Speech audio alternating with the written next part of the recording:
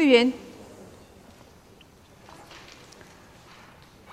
Creo que todos tenéis esto, donde hay imágenes que son importantes porque me voy a referirme a ellas. Si lo tenéis a mano.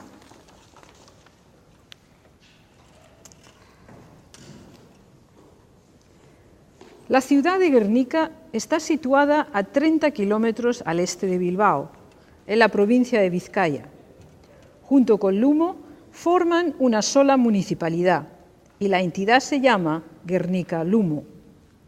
Para muchos vascos, Guernica es su capital espiritual. En el censo oficial del 2008, en Gernika-Lumo se registraron 16.255 habitantes.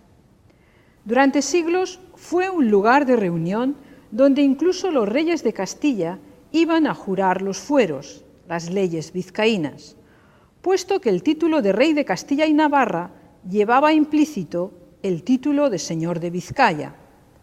Esta ceremonia se celebraba alrededor de un roble conocido como el Guernicaco Arbola.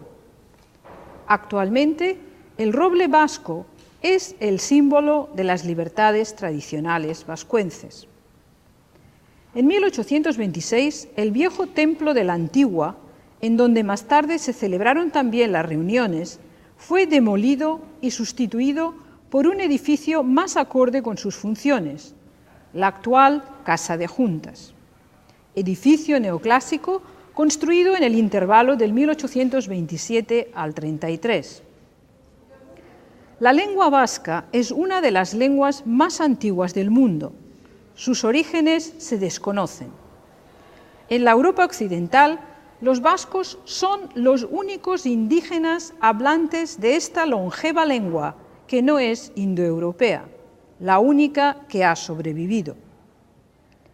Como ya sabéis, la Guerra Civil Española estalló el 18 de julio de 1936, cuando las tropas nacionalistas, lideradas por 4 generales, se rebelaron contra el gobierno democrático de la República. Mientras tanto, Europa sufría una gran depresión económica y estaba dividida por el fascismo. La Segunda Guerra Mundial estaba muy cerca. Debido a la importancia histórica del pueblo, Guernica se convirtió en una buena diana para Franco. El lunes 26 de abril de 1937, día de mercado, el pueblo fue bombardeado por la legión alemana Cóndor. El general Francisco Franco negó que tuviera nada que ver con la masacre. Según el historiador Paul Preston, la primera y ridícula excusa que se dio fue que fueron los mismos vascos quienes destruyeron el pueblo con el fin de fabricar una atrocidad. El segundo argumento pretendía que había sido un error, alegando que las bombas apuntaban a la destrucción del puente para poder bloquear cualquier retirada. Como Preston nos explica, si eso hubiera sido cierto, no había ninguna necesidad de usar bombas incendiarias, las cuales en minutos dejaron en llamas las casas de madera del pueblo.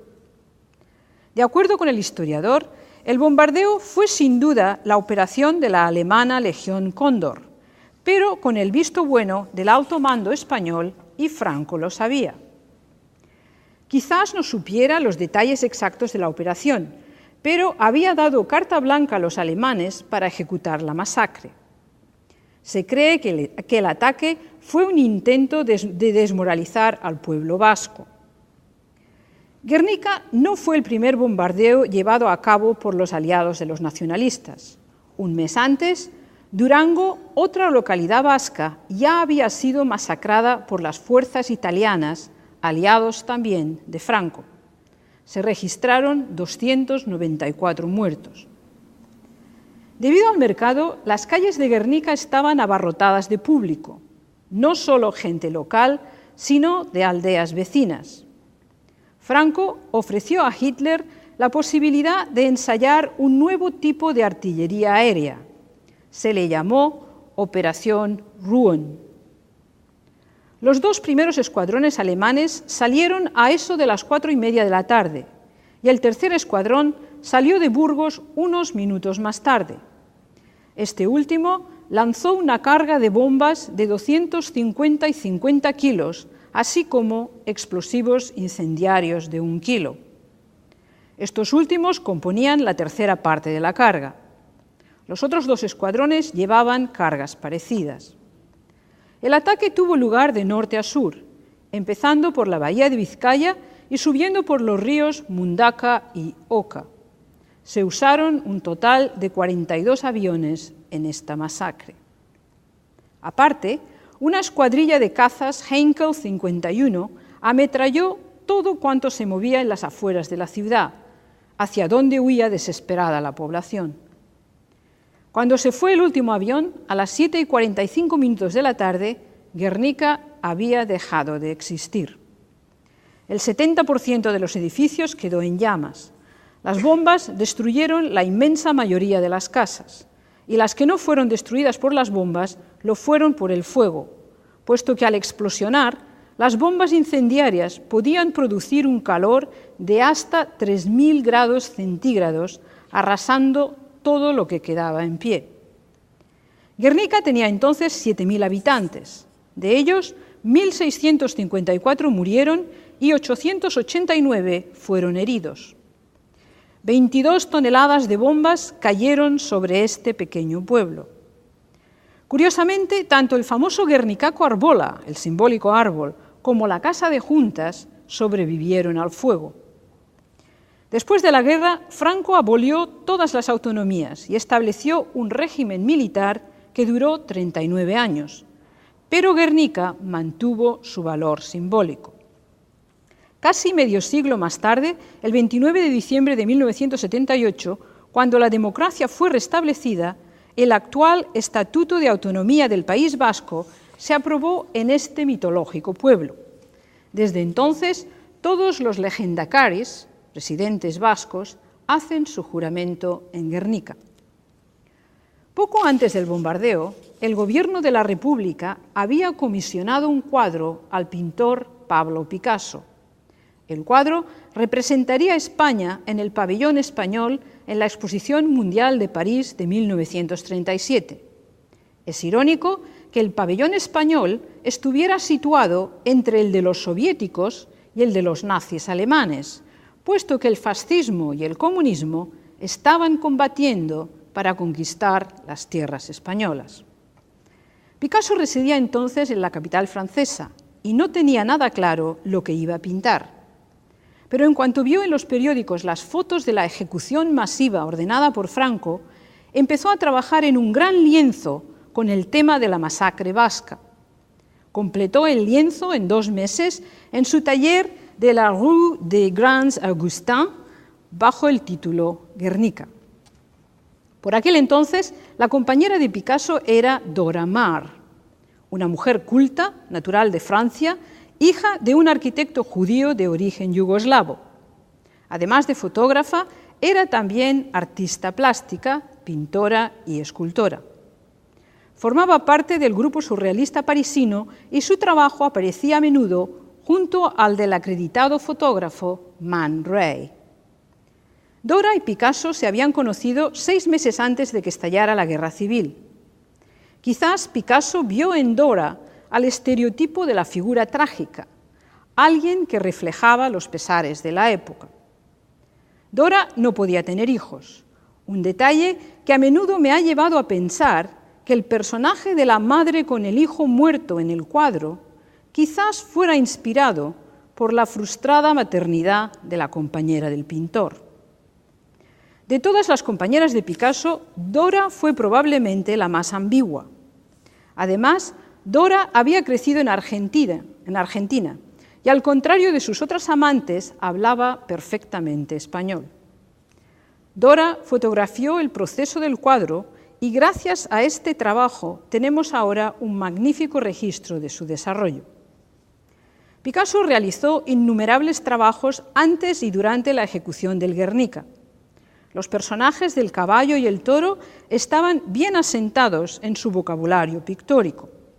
Hizo también numerosos lienzos y dibujos inspirados por las lágrimas de Dora, lo cual nos demuestra que esta mujer, por varias razones, fue importante en el desarrollo de este gran lienzo. El resultado final fue una tela monocolor de 3,5 metros de alto por 7,82 metros de ancho, pintada al óleo. El tapiz en marrones que tenemos temporalmente aquí en el Whitechapel Gallery es una réplica propiedad de Margaretta Rockefeller, cuyo esposo lo cedió permanentemente a las Naciones Unidas en Nueva York. Normalmente cuelga en el pasillo que conduce a la sala del Consejo de Seguridad y estuvo allí también durante las catástrofes de Ruanda, Bosnia e Irak. El tapiz fue tejido en París en 1955 en el taller regentado por Jacqueline de la Baume d'Urbag. Sabemos que el proceso fue supervisado por Picasso. Existen otros 2 tapices hechos en el mismo atelier. Uno en color argento y grises, que es propiedad del Musée Interlinden de Colmar, en Alsace, en Francia, tejido el año después de la muerte de Picasso. El otro es en rojos y fue realizado 9 años más tarde para el Museo de Arte Moderno en Gunma, en Japón. Sabemos, por lo tanto, que Picasso supervisó el que tenemos aquí en el Whitechapel, pero no los otros 2. Recordemos que este tapiz no es una copia exacta del original, es solo aproximada. Más tarde, quizás, podemos discutir cómo interpretamos este cambio de color en el tapiz. Tenéis con vosotros las imágenes de las 7 versiones fotografiadas por Dora Maar, así como la versión final. Vamos a hacer referencias también a esas imágenes, tenedlas a mano. Después de las 7 versiones fotografiadas por Dora Maar y cientos de dibujos y bocetos, Picasso decidió limitar el lienzo al blanco y negro con muchas tonalidades de gris y suaves toques de rosa y azul. El Guernica nos representa la muerte, la destrucción y el dolor humano en blanco y negro. Veamos la imagen del cuadro final. ¿La tenéis a mano? La imagen final. La composición consiste de 3 triángulos, una pirámide central y un triángulo a cada lado. La escena podría estar teniendo lugar en un sótano o en un refugio de guerra. Podríamos dividir el interior en 4 partes. La primera parte a la izquierda, con el toro y la mujer con el niño muerto y una salida. La segunda con el caballo destripado y el pájaro en la mesa colocada debajo de la lámpara eléctrica y el soldado muerto y descuartizado. La tercera con la figura fantasma que entra por arriba sosteniendo un candil y debajo de su mentón tenemos a otra mujer medio agachada con una expresión salvaje en el rostro. Hay también 2 ventanas que podrían ser salidas. En la cuarta y última vemos a un hombre atrapado entre plafones de madera que está siendo quemado vivo. Hay también una pequeña ventana, así como una última salida indicada por una puerta entreabierta. No sabemos si la puerta comunica con otra habitación o si hay salida por allí. El hecho de que el cuadro está pintado en blanco y negro, grises y tímidas capas de rosado y azul le ayuda a crear oscuridad. Dentro de un mismo espacio hay varios espacios. Picasso usa el espacio pictórico aprendido del cubismo para manipularlo a su aire. Veamos ahora la primera fase del cuadro, la primera, fotografiada por Dora Maar el 11 de mayo de 1937. No vemos ningún sótano. Parece que la escena tiene lugar al aire libre. Hay una pequeña construcción de la cual sale la mujer fantasma sosteniendo el candil. Los personajes ya están todos colocados excepto el pájaro. En el suelo hay varias personas muertas que pronto desaparecerán. El soldado tiene los brazos abiertos y está dibujado en la posición de un Cristo desnudo y muerto. Picasso lo coloca debajo del caballo moribundo. El cuadro tiene ya 6 movimientos claros. que os voy a mostrar este movimiento, 1, 2, 3, 4, 5 y 6. Luego veréis más claramente lo que quiero decir. Es importante mencionar que el candil está situado exactamente en el centro de la composición. Exactamente. Quizá en el tapiz no es tan exacto, pero en el cuadro está exactamente en el centro de la composición. Y no se va a mover. Veamos la segunda fase. El cuerpo del Cristo soldado ya no está tan claro. Picasso lo cubre quizás para poder trabajar mejor con el resto del cuadro. El brazo derecho del soldado ahora sostiene un ramo de flores o de hierbas, no está muy claro. Detrás de la mano, un sol gigante le hace de pantalla. El candil sigue allí inmóvil, pero los muertos del suelo ya van desapareciendo. Todavía no sabemos si será un interior o un exterior o ambos. En la tercera versión vemos la luna. El soldado está ya descuartizado y su cara ha girado. Ahora mira hacia abajo. Lo que antes era el sol es ahora un óvalo en llamas. La boca del caballo ya tiene púa, pero la del toro todavía no la tiene. Los senos del perfil femenino o fantasma que sostiene el candil también tienen púas. Esta imagen femenina proviene de una aguada pluma y tinta que hizo Picasso el 10 de mayo del año anterior, titulada Minotauro herido, caballo y personajes. En la aguada, un minotauro agonizando ha sido atravesado por una enorme lanza, mientras un caballo alado, cuyas alas podrían también ser llamas, lo está pateando. Arriba, saliendo de una pared poco definida, una imagen femenina contempla la escena. Esta imagen es la imagen de la mujer fantasma del candil. En el Guernica, el caballo está también situado encima de su jinete. Es importante notar que el cuerpo del toro ocupa la mayor parte centro-izquierda de la tela. En la cuarta versión, Picasso ya ha decidido que la escena tendrá lugar en un sótano. La cabeza del soldado sigue mirando hacia abajo. La mujer con el niño muerto continúa y continuará sin cambios, pero el cuerpo del toro ha girado completamente hacia la izquierda. Gracias a este cambio, ahora puede el caballo levantar la cabeza dramáticamente. El cuerpo del pájaro ya está claramente dibujado. El hombre de la derecha, quemándose vivo, ha extendido sus brazos. Ahora tienen la misma posición que tenían antes los del soldado. En la versión quinta, el hombre ardiendo ha movido los brazos hacia arriba. Picasso ha añadido también unas llamas que entran por la pared de encima de la ventana, colocadas sobre la cabeza del hombre. Con ello nos ilumina esta parte de la composición.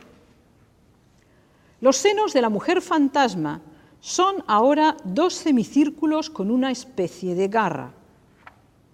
La parte izquierda del cuadro sigue oscura, excepto por la cola del toro. El triángulo central se ha acentuado. En la sexta versión vemos que Picasso le ha dado más luz al cuadro, colocando un rectángulo encima del cuerpo del hombre ardiendo. Este rectángulo se convertirá más tarde en sus pantalones de ejecutivo. Picasso no está aún seguro de cómo vestir a las dos mujeres, o sea que las encubre con unos plafones con ilustraciones, como hizo con el soldado en la versión segunda. En la penúltima versión, el cuerpo del caballo está decorado con un diseño que asemeja la escritura de un periódico, quizás haciendo referencia a los periódicos en donde leyó la noticia del bombardeo. La cara del soldado mira ahora hacia arriba y su cuerpo está descuartizado. Es bien curioso que el soldado haya sido desde el principio su gran dilema, quizás porque los soldados son a la vez defensores y agresores, dependiendo del bando en que estén. El cuerpo del toro está ahora delante de una nueva salida, de forma que tenemos ya las tres salidas claras. La de la derecha, donde todo está en llamas y la puerta entreabierta, las salidas del centro facilitadas por las dos ventanas que dan al exterior y colocadas una encima de otra, y la de la derecha, donde la cola del toro levantada podría leerse también como una flama. Notemos que incluso la mampara de la bombilla en el techo está ardiendo. El fuego está en todas partes. Veamos ahora los personajes uno por uno. Empecemos por el de la derecha. ¿Quién es este hombre? ¿Por qué llevaba una barba y una camiseta a rayas en el boceto hecho anteriormente? ¿Acaso es un marinero? O quizás sea el autor del cuadro vistiendo su camiseta preferida. El hombre ha perdido los zapatos en su carrera al refugio. Picasso lo viste con unos pantalones a rayas, simbolizando quizás a un hombre de negocios. El vello de sus axilas le da una apariencia más dramática. Está atrapado bajo unos plafones de madera ardiendo y le salen las entrañas por ambos lados. Veamos ahora la imagen de la garra y semicírculos o pechos con púas. Recordemos que estas intrigantes imágenes eran originalmente los senos de la mujer fantasma del candil. La misma púa aparece dentro de la boca del caballo, de la mujer y de la del toro. ¿Qué querrá decirnos Picasso con ello? Carl Jung, en 1932, escribió un controvertido artículo sobre la psicología de Picasso. Al igual que a James Joyce, los diagnosticó no como psicóticos, sino como personas cuyo hábitus es responder a un profundo disturbio psíquico. Jung nos explica que esta respuesta no corresponde a la psiconeurosis común, sino al trastorno esquizoide de la personalidad. Con eso, no nos está diciendo que estos artistas sean esquizofrénicos, sino que en el viaje interno a lo desconocido, muchos creadores están obligados a recorrer difíciles y peligrosos caminos que a menudo se cruzan con las rutas a la demencia.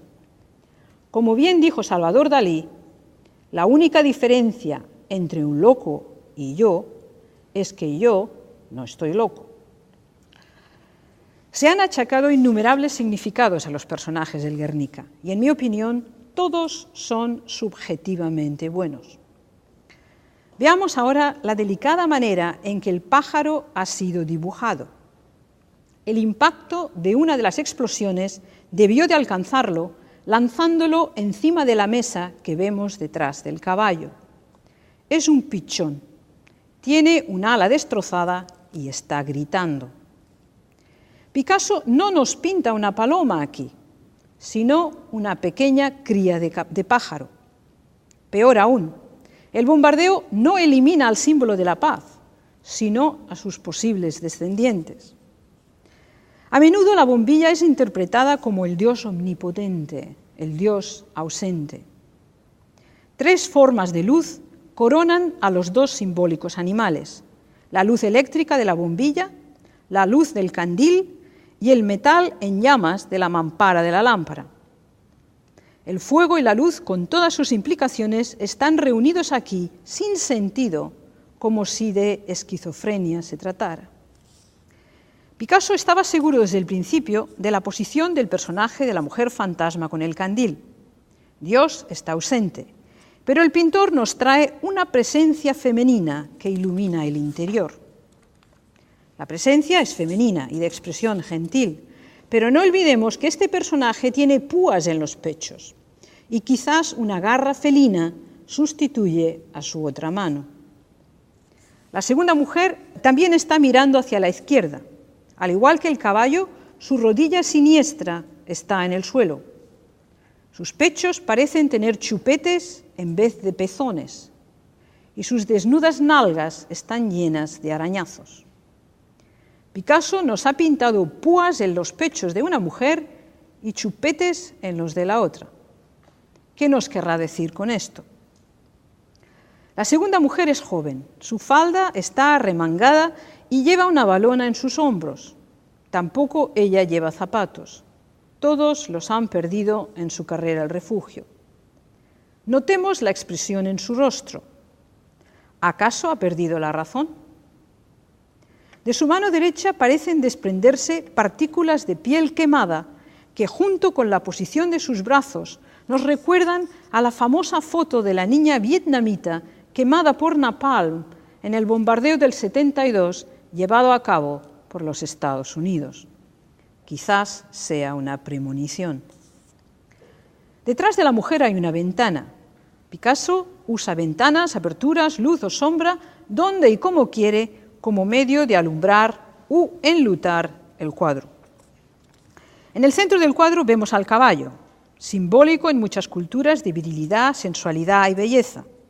De nuevo, los significados son numerosos y subjetivos a la vez. También se le asigna el simbolismo de los 4 elementos. El caballo, leal, tanto labrando la tierra como en el campo de batalla. La parte inferior de su dentadura parece como si fuera a explotarle fuera de la boca. Su lengua es un puñal y con poca imaginación podríamos incluso escuchar sus relinchos. Sus ojos tienen la misma expresión que los de la mujer arrodillada, animales y humanos en una misma experiencia.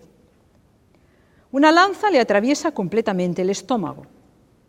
Picasso ha visto a menudo caballos reventados en las corridas de toros y sabe bien cómo representarlos. La crin del caballo se mueve por el impacto de las explosiones, mientras su jinete yace muerto y desmembrado bajo sus patas. El 26 de abril era un día de primavera. Esa tarde, las bombas de Hitler bombardearon la ciudad de arriba abajo, despedazándola. El soldado tiene los brazos mutilados, pero su mano todavía sostiene su rota espada. De esta sale una flor. El hombre destroza, pero la naturaleza continúa imparable en sus ciclos, y Picasso nos lo recuerda. Hay una antigua balada conocida como el Cantar de Roldán e inspirada en una batalla que tuvo lugar en el País Vasco en el siglo VIII. La balada nos cuenta cómo Roldán, el capitán que luchó con los vascos, antes de morir, rompió su espada contra la piedra para evitar que cayera en manos enemigas. Quizás Picasso estuviera pensando lo mismo cuando rompió el arma del soldado. La desmembrada cabeza del soldado muerto tiene los ojos y la boca abiertos, imagen que nos recuerda la foto de Che Guevara tomada después de su asesinato en La Higuera, en Bolivia, en octubre del 67. Otra premonición, quizás. Los griegos atribuyen el toro al dios Zeus, simbólico de pasión y poder al mismo tiempo. En cada cultura, este animal tiene su particular significado. En España, el toro alude en su peor lado al machismo y en su mejor lado a la virilidad y la valentía del hombre en su lucha contra la bestia. El toro aparece constantemente en la obra de Picasso, no solo en el Guernica, y sus significados son muchos y variados. Curiosamente, en las montañas del País Vasco hay innumerables cuevas donde se encuentran variedad de pinturas paleolíticas. En ellas, el toro y el caballo están frecuentemente representados. Por lo tanto, ya desde el principio de la historia del hombre, vemos que estas imágenes han tenido significado y poder. Para algunos historiadores, el toro representa al mismo Franco. Para otros, el fascismo o la brutalidad de la guerra. Las interpretaciones son muchas y todas válidas, puesto que el autor raramente se pronunciaba en el significado de sus imágenes. Picasso nos lo coloca al final a la izquierda. Detrás del toro se encuentra la única apertura abierta al exterior y la bestia la bloquea. Una magnífica representación de fuerza irracional y bruta, la misma que bloqueó al país durante los 39 años de tiranía que siguieron a la guerra civil. La cola del toro se alza al aire mostrando su carnoso ano, como si fuera a defecar. Sus genitales están colocados a la misma altura que los pechos desnudos de la mujer con el niño muerto. El cuerpo de la bestia hace de pantalla al cuerpo de la mujer. La boca del toro y la boca de la mujer están paralelos, casi se tocan. Una interesante yuxtaposición. La mano derecha del bebé y la de la madre tienen la misma contracción, como si la mujer pudiera sentir en sus propias carnes lo mismo que su retoño.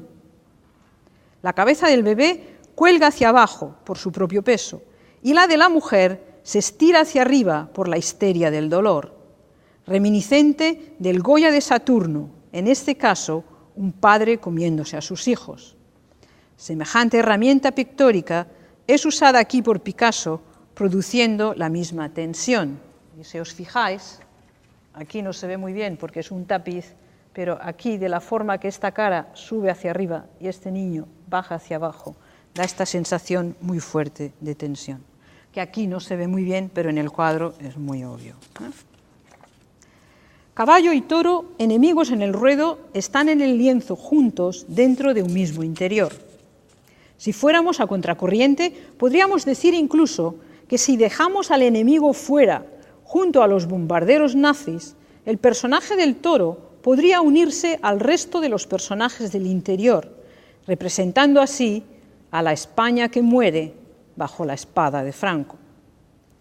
Casi nada está sobreimpuesto, lo que le da al cuadro una gran sensación de dos dimensiones. Lo mires por donde lo mires, el cuadro te golpea en la cara.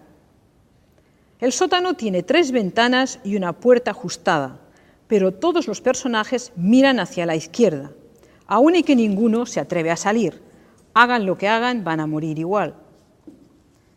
Cuando el Guernica se mostró en París en la Exposición Mundial del 1937, los críticos alemanes lo definieron como una minestrone de partes corpóreas que un chiquillo de 4 años podía haber pintado, el sueño de un loco. Los soviéticos, aunque apoyaban al gobierno de la República, tampoco le dieron el visto bueno, otorgándole una respuesta fría. Pero el público en general y el mundo del arte dieron al Guernica una bienvenida eufórica. A finales de septiembre de 1938, el cuadro viajó a Inglaterra y fue expuesto en las ciudades de Londres, Leeds, Liverpool y Manchester. New Burlington Galleries mostró el cuadro en el glamoroso oeste londinense. En enero del 39, la Whitechapel Gallery lo expuso con un gran éxito de público en el decrépito este de la ciudad.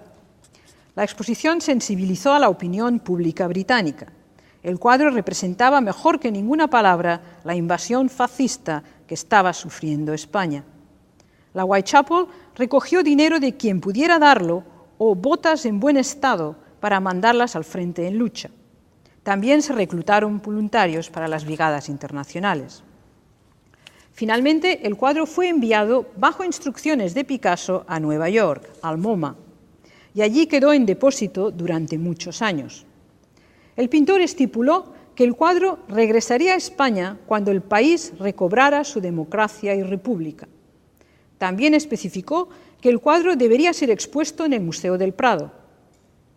Tristemente, Picasso murió en el exilio en el 73, 2 años antes que el dictador, y por lo tanto el pintor nunca pudo regresar a España. En 1981, 8 años después de su muerte y en el centenario de su nacimiento, Guernica regresó a España, a Madrid. Nuestro país tenía por fin la ansiada democracia y el MoMA devolvió el cuadro a los españoles. Se expuso en el Casón del Buen Retiro, al lado del Museo del Prado. Allí estuvo bajo cristal blindado hasta el 92. Posteriormente se trasladó al Museo Reina Sofía y allí sigue. La controversia continúa, pues muchos vascos creen que el cuadro debería estar hospedado en el pueblo de Guernica o en el Museo Guggenheim en Bilbao. Otros opinan que debería estar en el Museo del Prado, como dejó dicho Picasso. Y para terminar, voy a leeros una cita de Picasso hecha en 1935 y registrada por el coleccionista y escritor griego Christian Zerbo. Un cuadro no está pensado y ordenado de antemano. Mientras se va haciendo, va cambiando, como cambian también los pensamientos del pintor. Una vez terminado, continuará esta mutación de acuerdo con el estado de mente de cada espectador. Y como prueba de ello, quisiera mencionar el incidente del 5 de febrero del 2003. Faltaban 43 días para la sangrienta invasión del pueblo iraquí, llevada a cabo por el ejército de los Estados Unidos. El secretario de Estado norteamericano Colin Powell apareció en las Naciones Unidas delante de este tapiz. Su intención era la de convencer al mundo de que Irak no cumplía con los acuerdos establecidos y que iban a declararle la guerra. No se sabe por qué razón, pero se decidió cubrir el lienzo con un manto azul. Probablemente el Guernica actuaba como un grito, alertándonos de las nuevas masacres y las miles de muertes que pronto tendrían lugar. 67 años más tarde, las imágenes de Picasso seguían vivas y por tiempo que pase seguirán recordándonos y advirtiéndonos de los extensos parámetros de la crueldad humana. Muchas gracias.